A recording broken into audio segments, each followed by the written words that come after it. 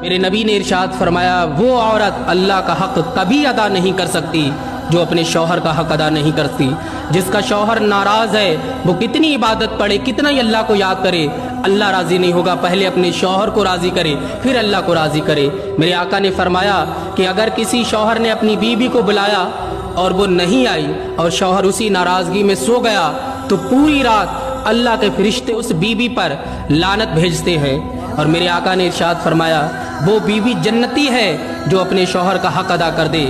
میرے آقا فرماتے ہیں اگر شوہر ناراض ہو جائے تو بیوی اس کا ہاتھ پکڑے اور کہے میرے خاوند جب تک تو راضی نہیں ہو جاتا ہے جب تک میں تیرا ہاتھ نہیں چھوڑوں گی.